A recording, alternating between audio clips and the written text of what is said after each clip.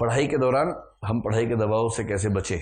हम एक डॉक्टर से मिले कुछ शारीरिक समस्याओं की वजह से, तो उन्होंने स्ट्रेस को ही मूल कारण बताया। हाँ, ये तो है भाई, स्ट्रेस जो है ना वो साइकोसोमेटिक मामला है। स्ट्रेस एक समय तक केवल दिमाग खराब करता है, एक समय के बाद उससे सिम्टम्स बॉडी में आने लगते हैं। फिर आपको नींद ना आना, नींद चट गई, तनाव हो रहा है, और कभी कभी तो वाइब्रेशंस बॉडी में होने लगेंगे। वो सब चीजें स्ट्रेस से हो जाती है। तो स्ट्रेस से बचने का एक ही तरीका है कि थोड़ा सा इंसान की तरह से पढ़िए, मशीन मत बनिए।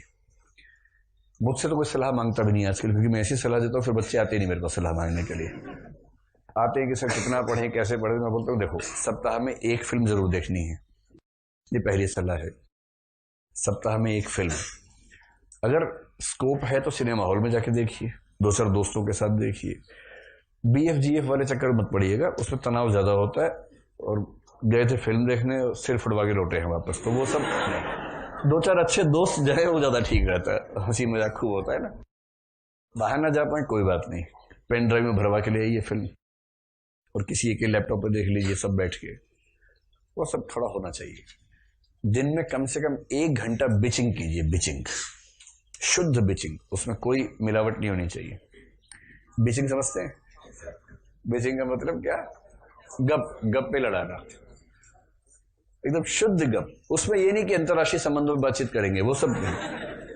अंतर्राष्ट्रीय संबंधों पे करना भी है तो उन वाले संबंधों पे कि ट्रम्प का किससे चल रहा है, इस तरह का, वो वाले अंतर्राष्ट्रीय संबंध। ये वाले अंतर्राष्ट्रीय संबंध नहीं कि इराक में क्या हुआ, सीरिया में क्या हुआ, वो सब नहीं। जब आप शुद्ध प्योर गपबाजी कर लेंगे 1 घंटा ना, तो मन इतना प्रफुल्लित हो जाता है उसके बाद, फिर पढ़ेंगे तो अच्छा लगेगा। और सफलता का बहुत तनाव मत लीजिए। वो कह गए हैं, तुलसी ने भी कही है ये बात, वैसे भी आती है कि चिंता वाकी कीजिए जो अनहोनी होए, अनहोनी होनी नहीं, होनी ही सो होए। तो चिंता उसकी करो जो अनहोनी है, और अनहोनी है तो हो ही नहीं सकती है, क्योंकि होना वही है जो होना है। तो नियतिवाद के अपने फायदे भी है। ये डिटर्मिनिज्म कहते हैं नियतिवाद का, मतलब सब कुछ पहले से तय है। इसका फायदा ये है कि आपको तनाव नहीं होता, कि पहले से तय है ही, तो फिर टेंशन किस बात की है। और मैं ये बात कई बार कहता हूँ, सीरियसली कहता हूँ, कि इस एग्जाम की तैयारी करने का केवल बोनस है कि आप IAS बन गए। ये सिर्फ बोनस है, शुद्ध बोनस है। इस एग्जाम की तैयारी करने के बाद आप जीवन में जहां भी जाएंगे, आप अभी जहां हैं उससे बहुत आगे प्लेस्ड होंगे। किसी भी फील्ड में चले जाइए।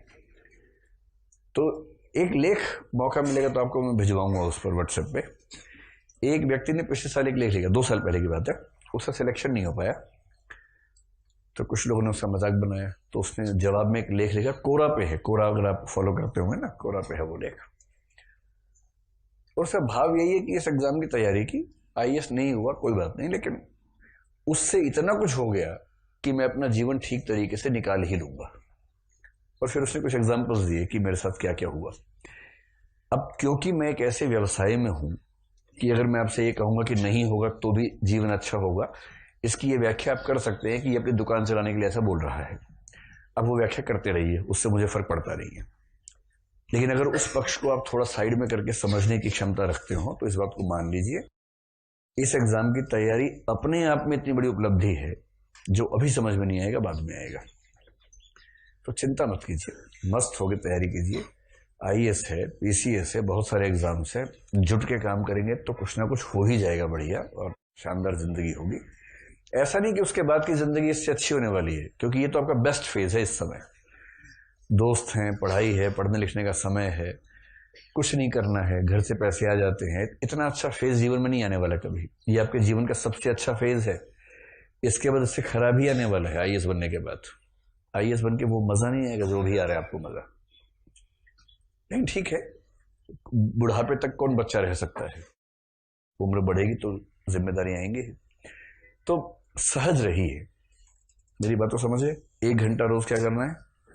गप्पे मारनी है, सीरियस टाइप की नहीं, मिस्टीरियस टाइप की। ठीक, हफ्ते में 1 आध फिल्म देखिए, मन खुश रहेगा। गाने वाने सुनते रहिए, सुबह उठे जब तक तैयार हुए गाने चलने चाहिए, उस समय सुनसान नहीं रहना चाहिए। मतलब मेरे ऊपर तो ऐसे स्ट्रेस नहीं है, मैं आज तक उस जीवन शैली में रहता हूँ। सुबह उठते ही मेरा पहला काम क्या होता है? म्यूजिक। मैंने अपने फ़ोन में है प्लेलिस्ट है बहुत सारी, मैंने फ़ोन में बना रखी है, गाना.com पे, savan.com पे बना रखी है अपनी प्लेलिस्ट। तो उसमें एक प्लेलिस्ट का नाम है गज़ल्स, एक का नाम है भजन्स, एक का नाम है पार्टी, एक का नाम है जिम, इस तरह से। तो अगर एक्सरसाइज कौन सा हनी सिंह प्लेलिस्ट भी नहीं है, हनी सिंह के गाने बीच बीच में आते हैं, जैसे पार्टी वाले में आ जाते हैं। अब जैसे सुबह उठे, मूड भक्ति टाइप का हो रहा है तो भजन चला दिए। वैसे मेरा मूड 100 में से 99 पर गजल टाइप का रहता है, तो मैं गजल चला देता हूँ। अब चलती रहती है गजलें। तो उससे क्या होता है कि जो समय आपके उदास होने का समय हो सकता था, इसलिए ठीक हो गया क्योंकि आपके आसपास माहौल ठीक बना हुआ है। म्यूजिक आजकल जिस तरह से उपलब्ध है, अपने फोन वोन पे हमेशा ऑन रखिए। आजकल तो मैंने देखा जितने बच्चे सड़क पर चलते सब कान में लगा होता है, और जब चलते हैं तो लगता है कि रोबोट चल रहा है कोई। तो कान में लगाइए या वाईफाई ब्लूटूथ स्पीकर लीजिए छोटा सा, पूरा आसपास 3-4 कमरे गुंजा दीजिए सुबह सुबह। मतलब मशीन की तरह पढ़ेंगे तो दुखी रहेंगे, पढ़ाई कीजिए इंसान की तरह तो बात बनेगी।